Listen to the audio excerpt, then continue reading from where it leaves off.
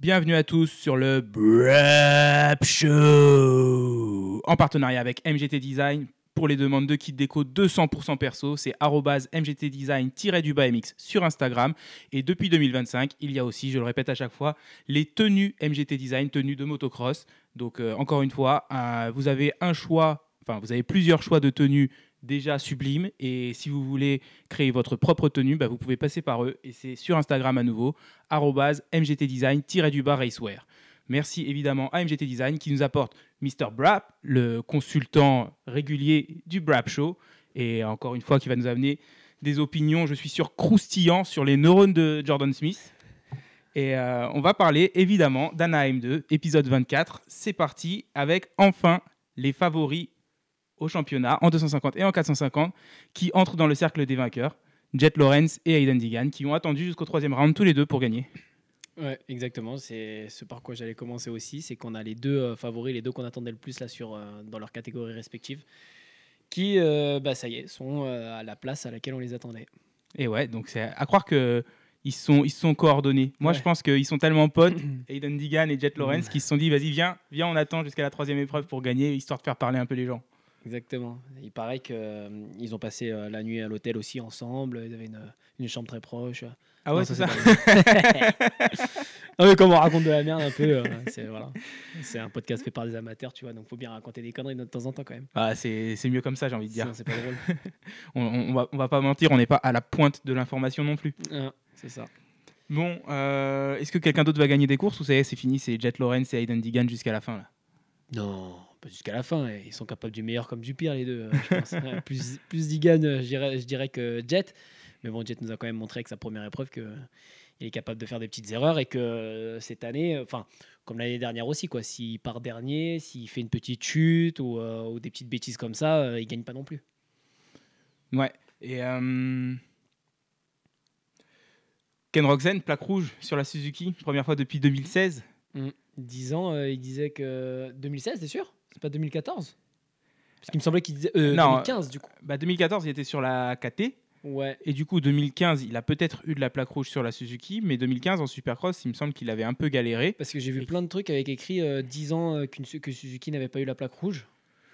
Et du coup, ça fait pas 10 jusqu'à 2025 si c'était en 2016. Ouais, non, ça ferait 9, mais parce que c'est 2016, il me semble qu'il gagne un AM1 sur la Suzuki et qu'après, tu sais, il s'explose le visage à Auckland. Ouais, donc ça, c'est 2016, il me semble, c'est sa deuxième année sur la Suzuki. Okay. Et il me semble que de toute façon, sa deuxième année sur la Suzuki, en Supercross, il était beaucoup mieux. Et par contre, en motocross, il avait une blessure. Il avait commencé le championnat avec une blessure au dos et du coup, son titre, il l'avait pas tellement défendu, quoi. Il a roulé, mais pas terrible, quoi. Bon, tu t'y attendais de voir la plaque rouge sur une Suzuki en 2025 ? Franchement, oui, j'aurais pu parce que tu vois, j'aurais pu m'attendre. Enfin, je m'attendais pas à ce que Roczen puisse gagner Anaheim 1 parce qu'au vu de son off-season, les courses qu'il a fait en World SX et c'est tout ce qu'on a vu de lui en fait. Ouais, il a pas fait de Supercross. C'était pas terrible, c'était quand même en dessous de Tomac et on savait que Tomac, il y avait potentiellement un Jet au-dessus ou au même niveau, un Sexton au-dessus ou au même niveau. Donc je m'attendais pas à ce qu'il gagne Anaheim 1, mais c'est vrai que souvent au début de championnat, quand même, Roczen, il est là. Quand on regarde les dernières années, je pense, il est là en début de championnat. Et est-ce que c'est la première fois qu'il se retrouve avec la plaque rouge sans avoir gagné ? Ça, je suis pas sûr, mais bon, je saurais pas dire. J'ai l'impression, ou c'est Barcia qui s'était arrivé une année récemment, récemment du coup, plus ou moins, tout est relatif, mais assez récemment, il s'était retrouvé avec la plaque rouge, mais il n'avait pas gagné une épreuve. Et c'est pas Plessinger aussi qui avait ça l'année dernière avant de gagner l'épreuve qu'il a gagnée. Alors Plessinger, il a gagné la troisième, mais je sais pas s'il est arrivé à la troisième épreuve avec la plaque rouge l'année dernière. Je saurais pas te dire. Barcia, c'était sur la Yam ou sur la Gas-Gas ? J'ai envie de dire sur la casse-casse, mais après, c'est peut-être un peu erroné, mes souvenirs. Ouais. Mais bon, tout ça pour dire que ces dernières années, la régularité paye quand même pas mal. Et surtout en début de championnat, quoi. Ouais. C'est que justement, on voit souvent 5 premières courses l'année dernière, qu'il y a eu 5 premières courses avec 5 vainqueurs différents. C'est possible. Jet à Anaheim 1, Sexton à San Francisco, Plessinger à San Diego, Anaheim 2, c'était le Triple Crown, c'était Webb. Et après, alors, quelle était la course suivante ? Je crois que c'était Détroit directement à l'est. C'est arrivé assez vite, mais ça, c'était à nouveau Jet Donc, Bon, en tout cas, ou peut-être l'année d'avant, il y a une année où on a eu 5 vainqueurs différents, mais donc l'année dernière au moins 4. Et je trouve que ces dernières années, on a souvent et les 5. Il y a eu Glendale avant où c'était Roxanne qui avait gagné. Ça, c'est pas l'année dernière, ça. Il a Si, pas c'est l'année gagné l'année dernière. dernière. Si, il a gagné Ah ouais. Glendale l'année dernière. Tu sais, Jet était revenu de derrière un petit peu, il avait fait quelques erreurs. Même qu'il il avait doublé Tomac et après, il avait fait un petit commentaire en conférence de presse où il disait qu'il avait doublé Beast Mode, mais que c'était pas vraiment Beast Ah. Mode. Et après, ça a Moi, fait. je me souviens du À commentaire, chaque mais fois pas. à chaque fois qu'ils se mais pas retrouvent côte à côte, ça revient en conférence de presse, du coup, ce mais pas de la course. commentaire. Ouais, là, t'as roulé contre le vrai Beast Mode. Ouais. Ouais, non, mais bon, bref, en tout cas, voilà, les pilotes, on a souvent des vainqueurs différents sur les 5 premières épreuves. Et du coup, bah, forcément, celui qui est le plus régulier, parce que quand tu as 5 vainqueurs différents, c'est rare qu'il fasse 1, 2, 3, tu vois, et qu'il soit là. C'est toujours qu'il y en a un, voilà, comme Jet, il a fait 12. Là, c'était autour de Tomac. La semaine dernière, c'était Sexton. Tu vois, il y en a toujours un qui fait un mauvais résultat. Et du coup, c'est pas étonnant en fait que celui qui soit là sur le podium, 2, 3, 4 par là, sur les 5 premières épreuves, qui se retrouve avec la plaque rouge après. Donc non, je suis pas énormément surpris. Mais ça va être sympa de voir une jaune, une jaune avec la plaque rouge. Moi, j'avoue que tu m'aurais dit ça en décembre, je t'aurais peut-être pas dit non jamais, mais presque non jamais, quoi. Je me serais dit, Roxane, la plaque rouge, après 3 rounds, je suis pas sûr quand même. Non, si, ouais, moi, le début d'année, si, tu vois, voilà, j'aurais misé sur le début d'année. Tu me dis ça à 3 épreuves de la fin, non, je mettrais pas un billet là-dessus, mais j'aurais dit, ouais, c'est bien possible, parce qu'il démarre souvent fort. Après, effectivement, peut-être que tu m'aurais posé la question durant l'off-season, où c'était un peu plus compliqué. Bon, mais bon, je le voyais quand même être dans le top 5. Et puis, je te dis, celui qui est dans le top 5 et même podium sur les 5 premières, il est pas loin de la plaque rouge, quoi, au début de saison. Ouais, et donc du coup, tu le vois garder la plaque rouge combien de temps peut-être? Là, il a combien de points d'avance? Parce que c'est quand même serré avec ce qu'il y a derrière. Et puis au final, Jet, il réduit l'écart aussi. C'est Sexton 2, c'est ça? Ouais, je crois. Au championnat. Je crois qu'il doit avoir 4 points sur Sexton, 5 sur Jet et Tomac, et 10 sur Webb qui est 4e, ou 5e du coup. Bon, en vrai, il y a moyen qu'il la garde quand même une épreuve de plus. Mais moi, je pense quand même qu'il y a. C'est mieux Roxanne, mais il y a quand même un manque de vitesse. Tu vois que là, il n'était pas encore au niveau de Jet. Enfin, pour gagner, tu vois. Il y en a toujours un, en fait. C'est pas toujours le même, du coup. C'est qu'il y en a toujours un, quand même, qui excelle, on va dire, comparé à lui sur l'épreuve. Donc, un coup, ça va être Sexton, un coup, ça va être Tomac, un coup, ça va être Jet, parfois peut-être Anderson, tu vois. Et lui, voilà, il arrive à rester constant et à être quand même dans le bon wagon. Mais ouais, j'aimerais bien le voir passer un petit step en vitesse ça, pour vraiment être un vrai prétendant au titre, quoi. Cette année, ce serait lourd. Mais c'est vrai que là, dans cette course, il n'a pas trop baissé de rythme. Et, alors après, c'est peut-être dû au fait que c'était glissant, délicat, et que peut-être que physiquement, au final, c'était un peu moins dur parce que tu pouvais moins pousser. Mais il y a même un moment donné où j'avais l'impression que Sexton, il allait venir régler tout le monde parce que quand il est arrivé 4e, après, il s'est vite rapproché de Roxanne et Anderson. Puis après, il a un peu perdu son rythme, ou je sais pas, Sexton, mais c'est vrai qu'ensuite, il les a tout simplement pas doublés, et Roxanne ensuite s'est montré comme étant le deuxième plus fort, quoi. Ouais, moi aussi, quand je l'ai vu revenir, là, on le voyait dans la roue, justement. Je crois que c'est quand il revenait derrière Jet. À un moment donné, il s'est retrouvé derrière Jet. Quand Jet était du coup. Non, il s'est pas retrouvé derrière Jet à un moment donné? Sexton? Ouais. Sexton, je crois pas, non. Je pense qu'il y avait Ou alors Roxanne tout le temps. Ouais, tout le ou temps alors juste c'était derrière. Jet. Si, il a dû se retrouver derrière Jet quand Roxanne a doublé Jet. Parce qu'Anderson et Roxanne doublent Jet en tout début de course. Ouais, c'était ça. Et Sexton suit mais ne double pas Jet. Et à un moment donné, tu vois, si j'étais à la place des gars qui font les commentaires là, j'aurais dit est-ce que vous voyez qui arrive là dans le coin de l'image, quoi. Tu voyais vraiment, c'était pas lui qu'on filmait, et là tu commençais à voir arriver dans le quart de tour, hop là, et tu voyais commencer à voir la petite KT numéro 4 derrière. Ça y est, il arrive et tout. Et c'est vrai qu'après, au final, il a pas réussi à. Il a bien fondu dessus, mais pas réussi forcément à trouver les ouvertures. Bon, on va décortiquer un petit peu les différentes performances d'Anna M2, mais avant tout, après 3 rounds de Supercross 2025, donne-moi ta ou tes surprises. Tomac, Ouais. 450. C'est quand même une surprise parce que, en vrai, tu vois, j'y repensais là devant la course après sa hit et tout. Ça, Et elle était belle. Je me dis, c'est un truc de ouf quand même d'être revenu vraiment au meilleur niveau après une grosse blessure qui t'a mis out sur la dernière ou les dernières années de ta carrière, tu vois. Et genre, je pense que c'est arrivé à beaucoup de pilotes où tu les vois out pour une raison. Musquin, par exemple, tu le vois out et au final, il n'est jamais revenu, tu vois.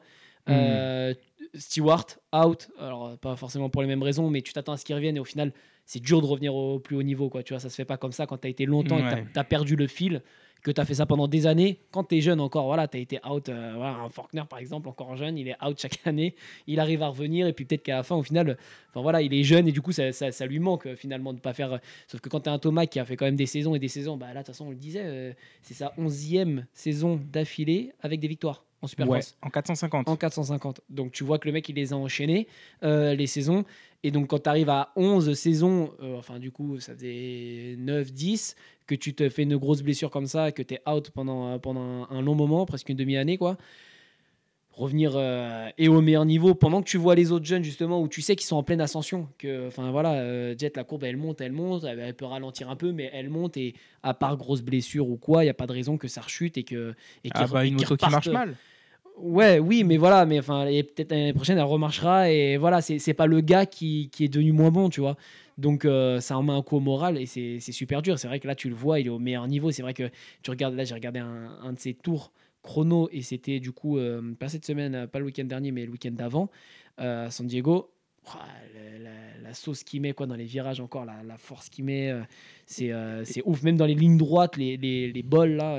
Est-ce que tu as vu le petit clip où il est sur le on-off avant l'arrivée et où la roue arrière, elle est juste au-dessus, genre elle touche pas, mais il est pas non plus complètement cabré, mais ouais, la roue avant qui touche pas la deuxième table à la Mad Skills. Ouais, c'est ouf. Ouais, c'est dingue. Et tu vois qu'il y a de l'engagement, de l'envie, voilà. Et puis il a parlé pas tant que ça, tu vois. Moi, c'est ce genre d'athlète là que j'aime bien, contrairement à Digan, la grosse bouche là, tu vois. C'est que lui, il parle pas, tu vois pas trop. Un peu ce que Ferrandis disait de lui. Ferrandis, il disait Thomas, moi je l'admire parce que il travaille dans l'ombre et il laisse la lumière éclairer son succès, tu vois. C'est sous les projecteurs qu'il est là, qui brille et c'est ça qui parle, tu vois. Les stats parlent, lui, il en parle même pas. C'est vraiment son pilotage, ses performances qui parlent pour lui. Tu l'entends pas, le garçon. Ouais, et puis il met pas un clip sur Instagram toutes les semaines ou des trucs comme ça. Non, quoi. Voilà, c'est pour ça que ça te dérange quand tu vois des clips où on dit Digan roule plus vite que lui parce qu'il a gagné une manche à l'entraînement ou des trucs comme ça. Mais bon, non, mais et c'est vrai que tu te dis au final, c'est ouf d'être revenu à ce niveau-là, à cet âge-là, dans les circonstances et le contexte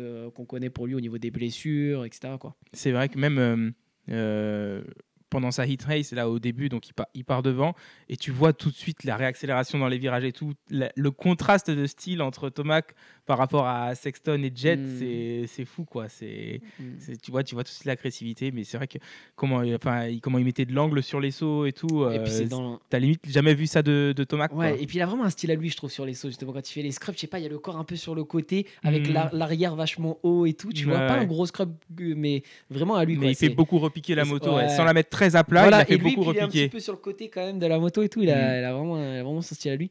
Mais ouais, ce type de bûcheron en plus, hein, parce que dans les virages, tu vois qu'il la met à mal la moto. Et il disait justement dans le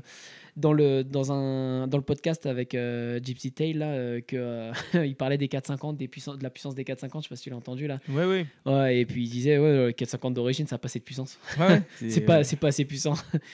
S'il y en a qui sont déjà montés sur un 450 d'origine, vaut mieux pas écouter son podcast parce que ça te décourage quoi. Pour un petit pilote du dimanche matin comme moi, à 450, c'est déjà trop puissant d'origine. Est-ce qu'on peut parler très brièvement aussi de sa petite chute aux essais? Et la 450, il te la relève à une main. Ouais. C'est là que c'est tout. C'est vraiment tout un tout le Thomas quoi. C'est pas juste du pilotage ou quoi. C'est vraiment, mais c'est une brute. Et c'est vrai qu'en plus même physiquement, pourtant je trouve que après peut-être qu'il s'habille un petit peu large, je sais pas trop, mais je trouve que habillé en ville, tu vois pas un gars imposant, tu vois pas un Malcolm Stewart. Non. Tu vois. Mais pourtant sur la moto par contre, et puis c'est peut-être la Yam avec les garde-boue qui sont un peu plus courts maintenant. Ouais. Mais tu le vois je trouve que sur la moto il fait imposant et du coup ouais ça va en accord avec ça quoi en fait, c'est que tu le vois imposant et c'est vrai qu'il te l'a relevé comme un vélo la moto. Ouais. Et ouais rapidement et tout, je sais pas, c'est comme si tu arrivais à voir son expression à l'extérieur, tu vois, genre il a son casque, tu vois pas à l'intérieur, ça se trouve il lâche une larme, mais juste avec la gestuelle tu mais vois. Voilà, tu vois que le mec, tu vois un mec, t'as l'impression qu'il est vénère. Tu t'aimerais pas te prendre un carreau là, tu vois, à ce moment-là. C'est genre, tu vois, un Barça qui le roule sur le pied, pars vite mon pote, parce que là il est vénère le bûcheron. C'est pas le moment de lui dire ça va. Et n'empêche que Barcia qui lui roule sur le pied, elle aurait pu lui faire c'est la saison de Tomac, elle est passée à ça, hein, sur une chute toute bête. Et tu vois, et je me suis dit, Mais en vrai, je crois qu'il lui manque des neurones aussi à Barcia en vrai. Parce que tu te dis, tu vois, ces derniers temps, je me disais, bon, c'est vrai, il s'est calmé, tu vois. Tu le vois plus en même temps. Bon, il a du mal à finir dans le top 10. Donc, venir mettre un T-Bone pour la 12e place, c'est un peu mal vu, A quoi. priori, il le faisait avec Dylan. Ben, c'est ça. C'est qui, par contre, ça ne l'empêche pas de traiter les autres pour se battre pour une 10e place. Bon, en tout cas, je me suis dit, ouais, il s'est calmé, le garçon, il s'est assagi. Et parce que voilà, c'est peut-être le fait qu'il soit pas en position de. Il se battrait pour la victoire. Peut-être qu'il dirait encore une fois, ouais, les gars, c'est pour une victoire. Là, c'est pour une 10e place. Donc. Mais, et pourtant, il se retrouve toujours dans des situations où, genre, on parle encore de Bam Bam, quoi, du coup. Et j'ai l'impression que ça arrive pas aux autres. Enfin, je veux dire, le taquet qu'il met à Jet l'année dernière, au Triple Crown, justement, où Thomas gagne, tu te dis, bon, ouais, il ferme la porte, il voit un Freeze arriver, il défend sa place. À la fois, il y a un Jet, du coup, qui recoupe, qui devrait pas. Là, pour le coup, tu vois, la faute, elle est un peu à personne, quoi, ou aux deux. Ouais. Donc, tu peux pas trop le blâmer, mais il met un taquet à la Barcia. Et c'est vrai que c'est Barcia qui se retrouve dans la situation, quoi. Et c'est Barcia qui met un taquet. Il y a 22 mecs sur la piste et c'est Barcia qui met un taquet à quelqu'un d'autre. Et il y avait une autre. Bah, quand il atterrit sur Sexton, bon, au SMX, alors là, c'est pas dans un virage et tout, tu vois. Mais tu le vois encore qui. Du coup, le mec, vu qu'il sait qu'en plus il se bat pour une 10e place, il se dépêche même pas de continuer de rouler. S'il regarde à côté, puis il est encore là. C'est pas de ma faute, quoi. Tu le vois, il lève la main. Quand il a mis un taquet à Jet, il est resté presque à côté, à 2 doigts de le relever. Genre, qu'est-ce que je dois faire là? Genre, j'ai pas fait exprès, je voulais pas là faire ça, mais bon, j'ai une course aussi, donc. Mais non, mais les gars, mais arrêtez, ça va encore. On va encore dire que c'est moi. C'est ça, t'as envie de dire, putain, le pauvre, quoi. Barcia est au mauvais endroit, au mauvais moment. Et là, pourquoi j'en suis. Ah ouais, et là, pareil, voilà, dans le virage, tu vois, tu te dis. Bon, il prend son virage vite et tout, et il roule sur le pied. Ouais, mais à la fois, t'as un mec qui est par terre, recoupe un peu plus, enfin, passe moins proche de lui, tu vois. Puis surtout, là, c'est les essais. Alors oui, c'est peut-être enfin le tour clair que t'attendais, puis c'est la fin des essais, mais quand même, oui, freine un peu. Enfin, tant pis, quoi. Ça vaut pas le coup d'aller blesser un pilote pour un tour chrono, quoi. Et là, je me suis dit, voilà, il se serait blessé, Thomas, qu'on aurait pensé un peu la même chose. Genre, on aurait dit une Barcia classique, mais on se serait dit. Ah bah un peu au mauvais endroit, au mauvais moment, quoi. Tu vois, c'est genre il relevait sa moto, il est pas allé pour le fracasser. Non, bien sûr. Mais c'est vrai que après quand il réfléchit, attention, c'est même pas la course, quoi. Quand il réfléchit, tu recoupes un peu plus, tu passes plus loin, tu augmentes tes distances. Enfin, je veux dire, dans le code de la route, c'est ce qu'on te dit. Hein, en zone rurale, t'as un vélo, bah, tu vas sur la voie complètement à côté. Pourtant, tu pourrais passer à 3 cm et pas déborder presque. C'est surtout que Barcia, il pourrait très bien être le mec par terre. Ça arrive à tout le monde de tomber dans un virage aux essais. Et si c'est n'importe qui lui roule sur le pied, je pense pas qu'il dirait oh c'est pas de chance et tout. Ah bah, il manquerait plus que ce soit Dylan qui lui roule sur le pied et c'est fini là. Là il part en cacahuète. Hein. Ouais. Donc Tomac en surprise, d'autres surprises ou pas après 3 rounds? Anderson un petit peu. Ouais. Un petit peu, je suis assez content de le voir là, mais vraiment un petit peu parce que j'aurais été surpris si vraiment genre il gagne ou que voilà, là il est au bon endroit au bon moment, mais tu vois, je sais pas par exemple si ça va durer toute la saison et je suis pas persuadé qu'on le voit pour la bataille au titre, donc là j'aurais été bien surpris si on le voyait dans la bagarre au titre, un peu comme ça s'était passé avec Tomac justement quand il en avait gagné 7 je crois, une année sur la Kawa là. Ouais, 2022. Ouais.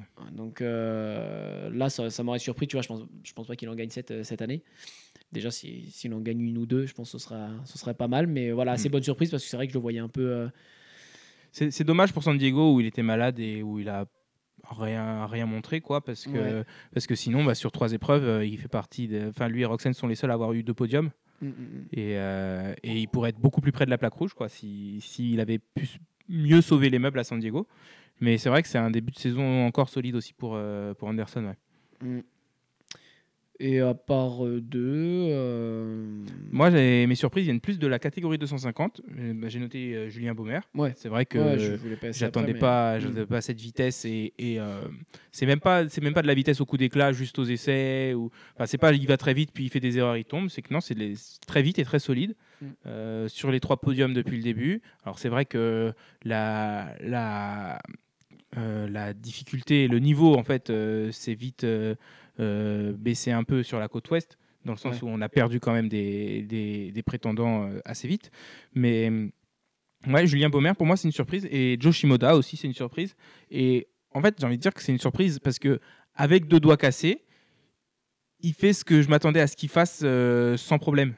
sans problème physique ou quoi, tu vois. Tu m'aurais dit, Yoshimoda, la moto, alors peut-être qu'il n'est pas à l'aise, mais c'est Yoshimoda, il a 0 pépin physique. Il a fait 7 et 6 San Diego Anaheim 2. Je dirais, ouais, c'est possible. Et sauf que là, il le fait avec 2 doigts pétés et en ayant gagné la première. Et au final, il est qu'à 10 points de la plaque rouge. Et j'avoue que pour moi, c'est une surprise, ouais, Yoshimoda, cette année. Ouais. Moi, pas. Enfin, c'est là que je l'attendais, tu vois. Après, c'est vrai qu'au vu des dernières saisons, tu pourrais te dire, au final, oui, statistiquement parlant, c'est une surprise du coup. Mais c'est vrai que là, quand tu vois les noms, je voyais, tu vois, devant un Baumer de base, sans regarder l'off-season, comment ça roulait ou quoi, par rapport à ce que j'ai vu de l'année dernière. J'attendais à voir devant un Baumer. Et donc voilà, peut-être être Digan, Shimoda, au vu des noms qu'on a là, avec tous ceux qui sont partis, tu vois, du coup, qui ont été out. Mais c'est vrai que, enfin, en soi, là, il sauve pas mal les meubles et que s'il arrive à se soigner assez rapidement, parce que là, du coup, il en reste une. Ouais, il reste une Triple Crown, donc s'il arrive à prendre de bons départs, ce sera Ouais, ça peut un tenir peu moins difficile de serrer les dents que sur une finale de 15 minutes. Et après, il y aura 3 semaines de pause avant de revenir sur la côte ouest. Et il restera 6 épreuves en tout pour le championnat côte ouest après. En vrai, ça se peut. Hein. Donc, ça se peut. ouais, il peut. Il peut revenir avec les doigts à la fin des 3 semaines. Après, le problème, voilà, c'est qu'il va pas beaucoup rouler. Là, c'est ce qu'il disait, hein, c'est qu'il fait que du vélo. Ouais. Même ses mains, du coup, enfin, je dirais, il va pas faire de traction, il va rien faire, quoi.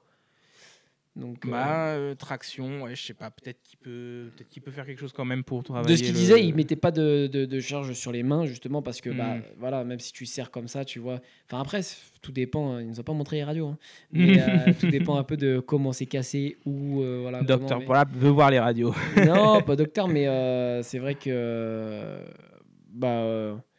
tu peux, enfin ouais, les fractures elles sont toutes différentes et déjà s'il roule, tu vois, c'est que c'est pas déplacé et que je pense que c'est pas complète, tu vois. À mon avis, c'est voilà, peut-être à 3/4, hein, tu vois, voilà, un trait de fracture plus ou moins important, mais voilà, ça l'est pas complètement. Et après, enfin, sans l'être complètement, de toute façon, ça n'enlève rien à la douleur. Hein. Parfois, c'est autant douloureux que ce soit sectionné complètement ou pas. Mais ouais, non, il y a peut-être moyen que ce soit réparé et que du coup, il puisse être dans la course au titre quand même à la fin. Bah ouais, du coup, j'y crois. C'est vrai que sur le coup, je me disais, il va pas pouvoir faire grand-chose, quoi, avec ses. Puis surtout en l'ayant vu rouler aux essais, je me disais vraiment, mais je me disais, à la limite, fais 2 tours à fond, puis ensuite rentre au camion, mais enrouler la moitié de la session en retirant ta main et tout, c'est un peu dangereux pour toi aussi. Tu peux te faire sauter dessus. J'avoue que la stratégie qu'il a employée sur les essais chrono, je la trouve pas incroyable. Après, mine de rien, il refait un tour en fin de session et il gagne 5 places, je crois, aux essais sur la dernière session. Donc, c'est encore une fois, hein, c'est pour ça que lui, il est sur la piste et pas moi. Mais donc, ouais, ça a payé. Mais c'est vrai que je me serais plus dit, fais un tour de chauffe pour voir les nouvelles traces. Tu tentes 2 tours chrono et puis tu rentres reposer ta main, quoi, et pas prendre plus de risques. Mais je trouvais ça bizarre d'enrouler aussi longtemps la session. Mais bon, écoute, au final, il a fait un meilleur résultat encore là en finale qu'à San Diego. Peut-être que la pluie en fin de manche, pour lui, c'était pas plus mal. Non ? Ouais, je pense, parce que la pluie, automatiquement, là, quand ça devient glissant, tu prends plus de précautions, donc tu repousses moins les freinages. Enfin, je pense que c'est physiquement moins sollicitant que quand c'est sur du sec, au final. Et puis du coup, ces traces qui étaient un peu plus conservatrices pour lui, parce qu'il y a beaucoup d'endroits où il faisait pas le triple en sortie de virage, il faisait que double ou quoi, bah, c'était moins pénalisant du coup, une fois que tout le monde s'est mis à ralentir un petit peu. Donc, ouais, les étoiles dans son malheur se sont un petit peu alignées et bon, bah, on va voir ce que ça donne à Glendale, en Arizona. Mais c'est vrai que Yoshimoda, moi, il fait partie de mes surprises après 3 rounds. Déception après 3 rounds. Webb. Ah ouais. Moi, je suis déçu parce que il manque clairement de vitesse là, et que tu peux pas gagner même si tu es opportuniste. Tu peux pas gagner avec cette vitesse là comparé aux autres, tu vois. Donc non, je suis déçu parce que alors il paraît que il fait jamais des très bons débuts de saison, quoi. Mais C'est vrai qu'il est généralement meilleur à l'est qu'à l'ouest. Ouais. Mais bon, enfin, je trouve quand même bien en dessous de ses camarades là. C'est vrai qu'en vitesse pure, il est en dessous. Ouais. Mais après, il est qu'à 10 points de la plaque rouge, lui aussi, il me semble. Ouais. Et, Ouais, mais ça au et fil de la en saison. ayant raté plusieurs semaines de moto en décembre. Hmm. Donc,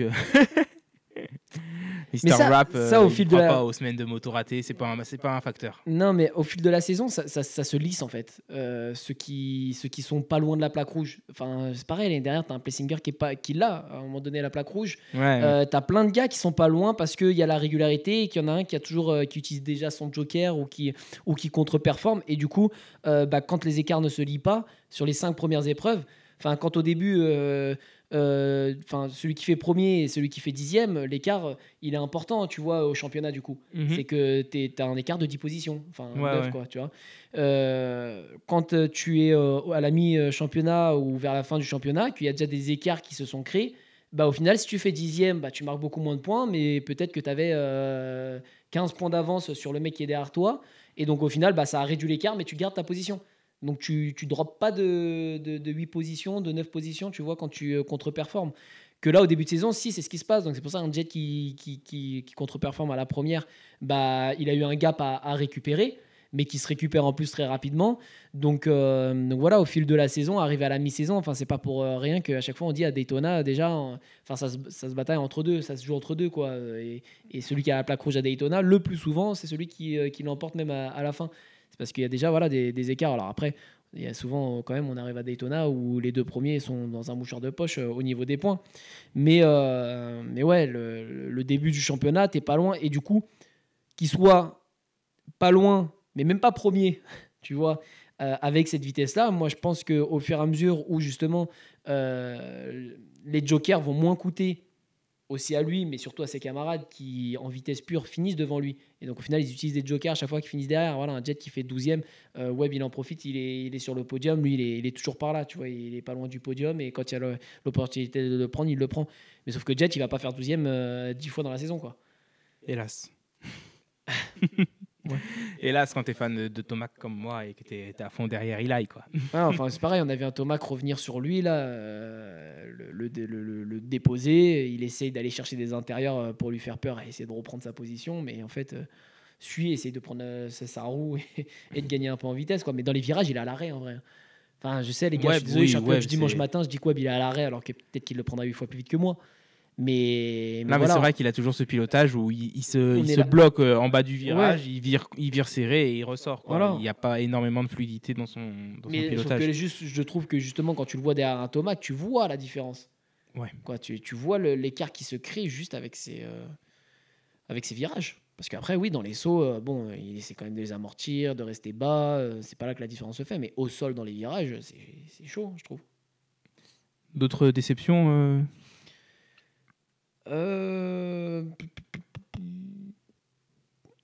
Moi, j'ai noté Malcolm Stewart. Parce que, bon, alors, c'est vrai que sa chute en hit à Anaheim 1 a peut-être un peu dicté ses résultats et ses performances. Mais j'espérais mieux. Je m'attendais pas forcément à mieux. Mais après avoir fait toute la saison dernière, avoir participé à toutes les courses, j'espérais mieux de la part de Malcolm sur 3 rounds. Parce qu'il n'y a même pas eu un petit coup d'éclat, en fait.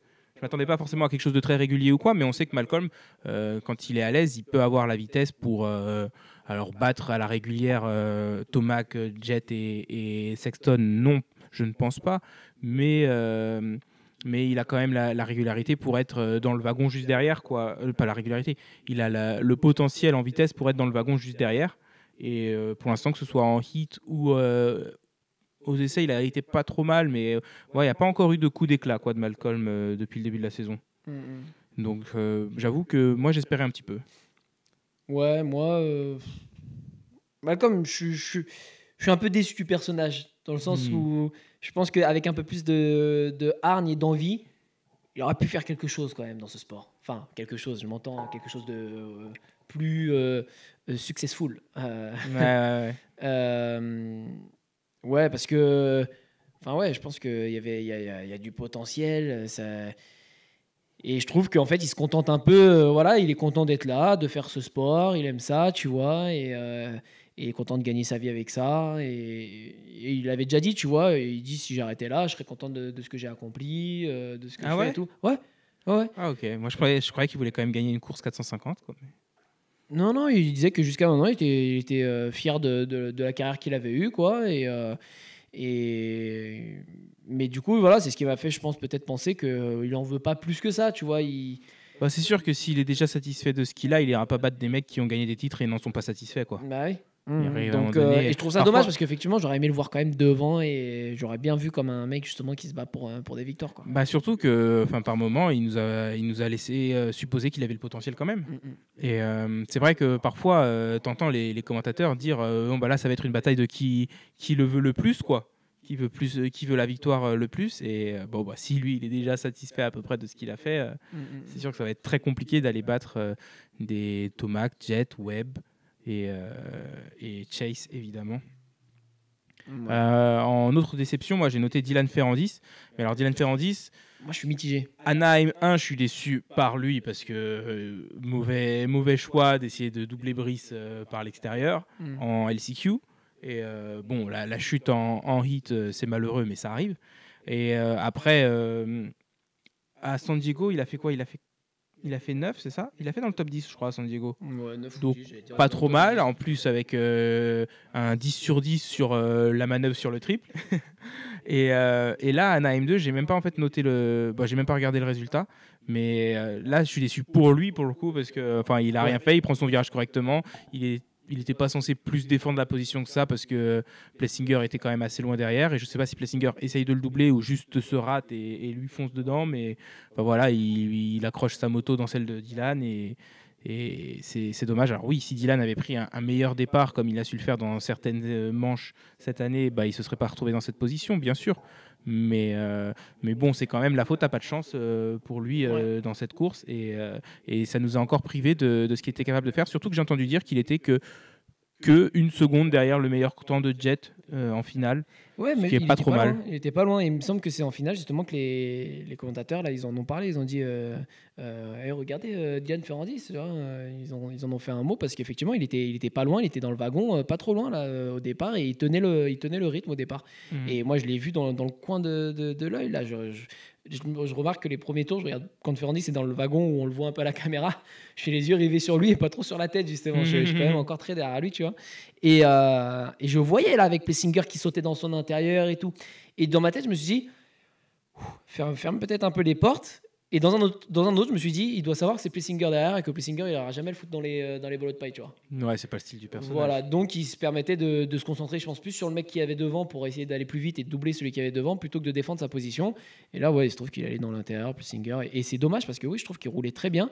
Et après ça, il est reparti avant-dernier du coup, devant Plessinger. Il est remonté 13. Ouais. Et ensuite, il a redégringolé. Je sais pas s'il a rechuté ou ce qui s'est passé. Mais... Ouais, c'est ce que j'ai entendu dire sur Internet, qu'il a dû rechuter parce qu'il avait doublé notamment Bloss et Oldenburg. Et il a fini derrière eux, je crois. Ouais, il a fini loin, au final. Parce que moi, après, je l'ai revu 19. Ouais. Et je me demande s'il a pas fini par là. Hein. Ouais, donc il a forcément dû retomber ou caler, mais bon, généralement, tu perds pas autant de temps quand tu cales. Non, ouais, il était monté 13, là, je crois. D'ailleurs, on parlait de Suzuki avec la plaque rouge tout à l'heure, mais c'est quand même la seule moto qui a pas de démarreur électrique qui a la plaque rouge. Hein. Oui, parce que c'est la seule qui a un kick. Ouais, ça, c'est dingue quand même. Bon, pas tant que Non, ça, mais c'est que attends, c'est la ouais. seule qui a un kick. Moi, je suis Suzuki, je flex de ouf là. Je leur dis, alors les gars, avec vos démarreurs électriques et tout ça, là, vous faites les malins, mais qui a la plaque rouge maintenant? Ah, mais elles sont plus lourdes les motos avec le démarreur, donc c'est pas un avantage. Quand tu cales. Ouais, alors je suis pas sûr qu'une Yam ou une KT actuelle soit plus lourde que la Suzuki quand même. Non, mais c'est pour ça qu'ils mettent pas le démarreur. Mais oui, ils en avaient un qui était trop lourd et du coup c'est pour ça qu'ils n'ont pas mis Suzuki. Oui, parce que celui qu'ils ont testé avait aussi, au final avec Roxen. Alors ceux qu'ils ont testé avec Roxen, du coup c'était pas un démarreur qui venait de chez Suzuki. Et apparemment il a cassé sur la moto de Chisholm à l'entraînement et donc du coup il cherche des solutions pour avoir un démarreur électrique plus fiable. En attendant.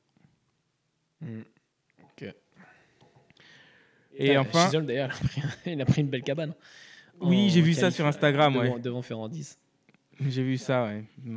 Dommage pour lui. Dernière déception que j'ai notée, c'est la main de Shimoda. Là aussi, c'est vraiment pas de bol. Déçu pour lui, évidemment pas par lui. Malgré ce qu'il dit, il pouvait pas faire grand chose. C'est pas de sa faute s'il a roulé si près des barrières. Je ne pense pas. Et non, c'est dommage parce que surtout quand je vois comment il roule malgré ça. les résultats qu'il arrive à faire malgré ça. Alors oui, enfin, on en a encore parlé. Évidemment, il pourrait y avoir aussi un peu plus de compétition dans cette côte si on avait tous les pilotes qui étaient censés la faire. Mais bon, dans les conditions actuelles, il avait vraiment quelque chose à jouer s'il avait ses 10 doigts, quoi. Ouais. Et enfin, ce qui t'a plu après 3 rounds, quelles sont les choses que tu as aimées dans ce championnat? Voir Tomac de nouveau au meilleur niveau. Moi aussi, j'ai noté ça, la vitesse de Tomac. Un Sexton là où je l'attendais, en termes de vitesse, etc. Des vainqueurs différents. Moi, ça me plaît quand c'est comme ça. J'aimerais que ça dure vraiment jusqu'à la fin de la saison, quoi. Moi, que ça varie beaucoup, tu vois, les vainqueurs, et qu'on se retrouve pas justement avec une bataille K2 et que ce soit vraiment voilà, plein de pilotes qui soient dans le truc et que plein de rebondissements, quoi. Tu vois que la plaque rouge, justement, elle se balade Roxane, Tomac pour partir à Jet et puis finalement revenir sur Sexton et que ce soit vraiment une bataille et que les mecs ils aient pas juste justement une seule personne à se concentrer, quoi. Vraiment, et qu'il y en ait 4 avec 6 points d'écart à la dernière épreuve et pression maximale. C'est incroyable. Comme tu vois, mais en plus je repense souvent à cette finale-là. Moi je trouve que c'est l'une des plus belles finales. La 250 en 2017. Voilà, avec Smith qui se prend la cabane du futur là, tu vois.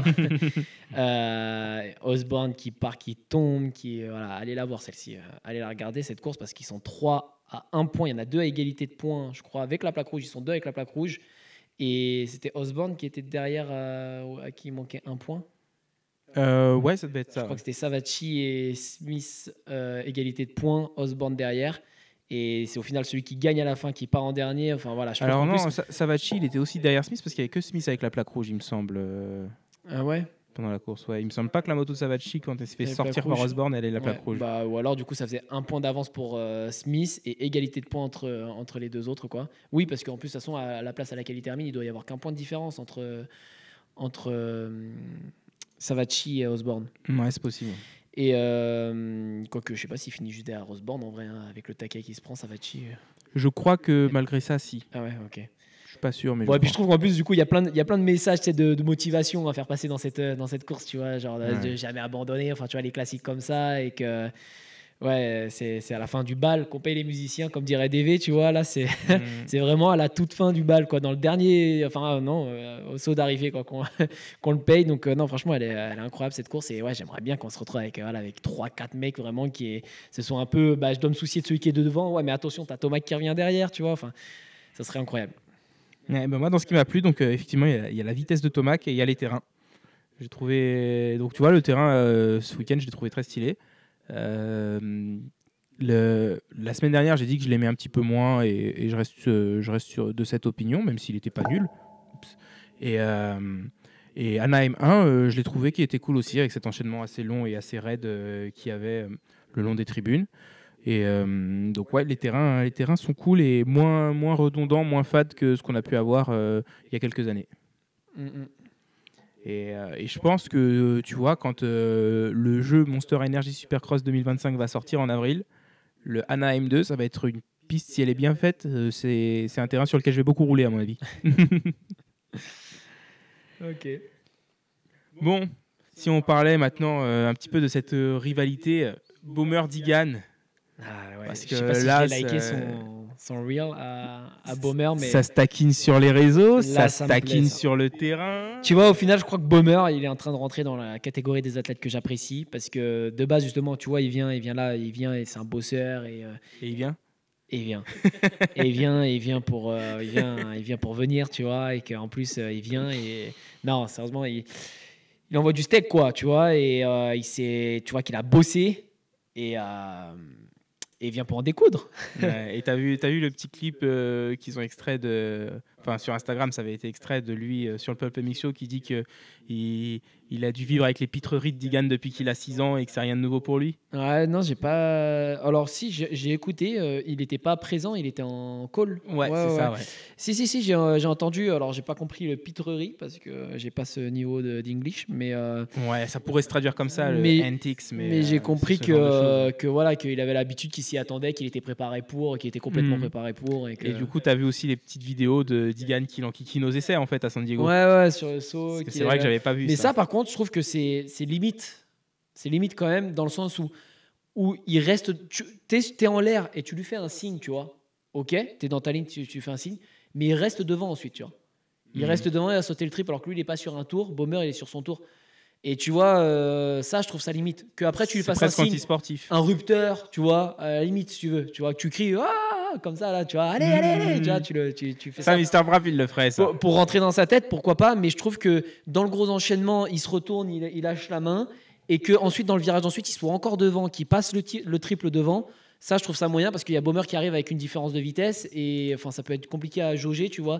Et le but, justement, c'est quand même pas d'arriver en collision, de se rentrer dedans. Donc non, moi, qui rentre dans ce jeu-là, justement, à crier, à faire des gestes, machin et tout, vas-y, il n'y a pas de souci. Par contre, ouais, reste pas devant au point de le gêner avec ta personne, en fait, tu vois. T'es pas censé le gêner physiquement.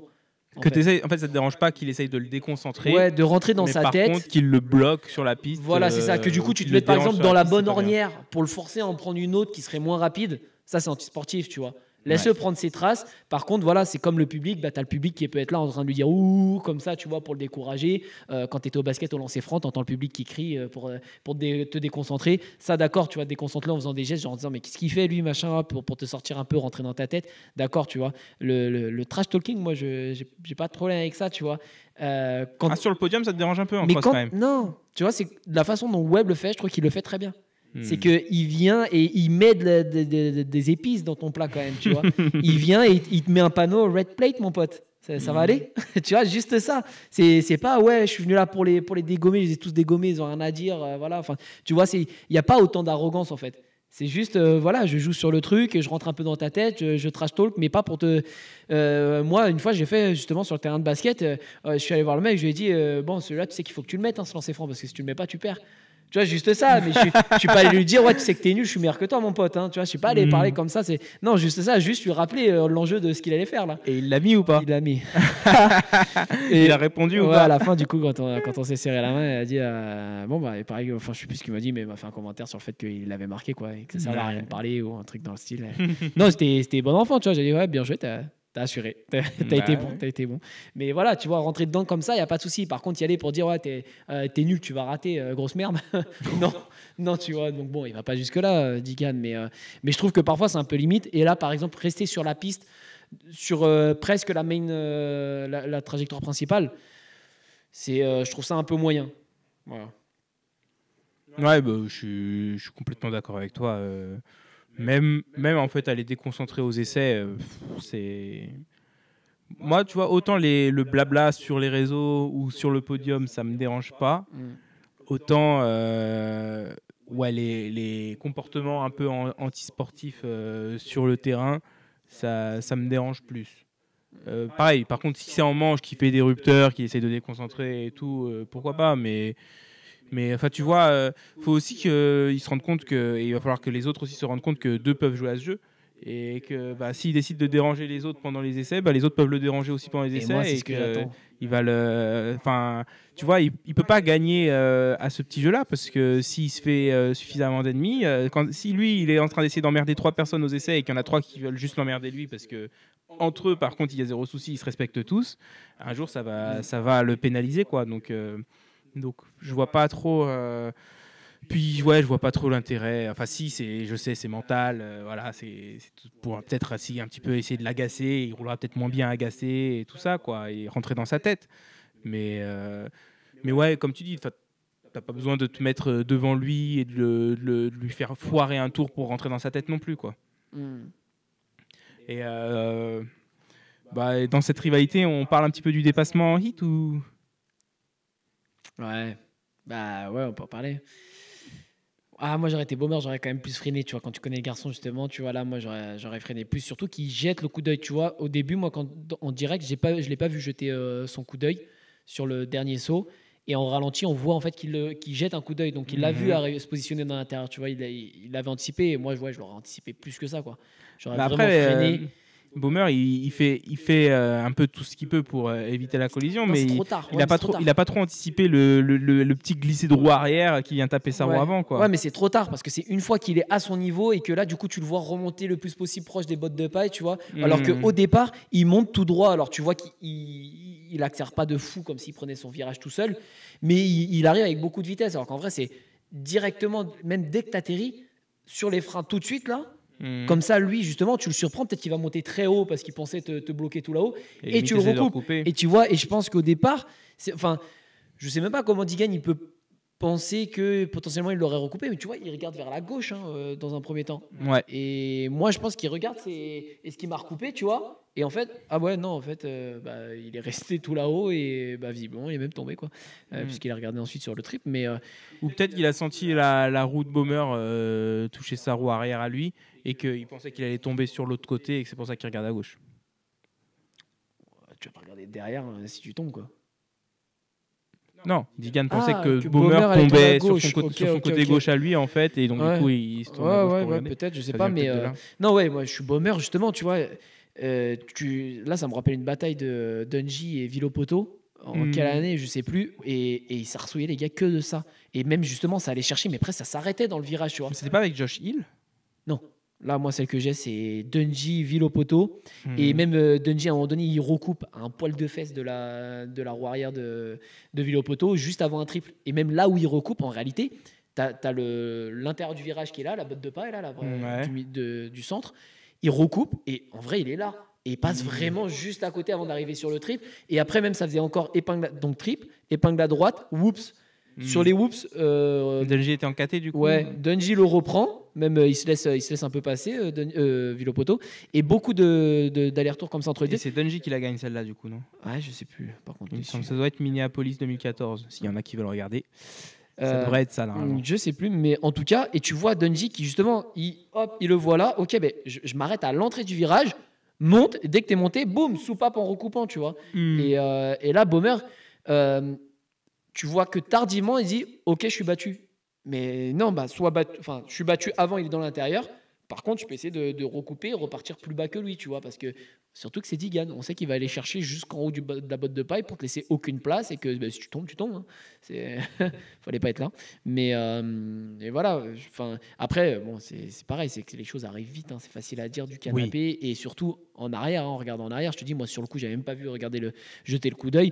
Après, peut-être qu'il l'a vu au début et qu'il s'est dit, il est peut-être un peu loin parce que c'est vrai que quand même, il n'était pas à son niveau sur le saut. Il était quand même bien en arrière encore, Digan.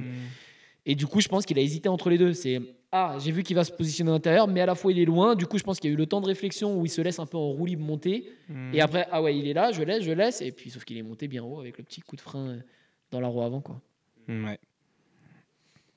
Bon, le dépassement était pas mal cependant, même si faire tomber, c'est pas en hit en plus. Ouais. À la 3e épreuve du championnat.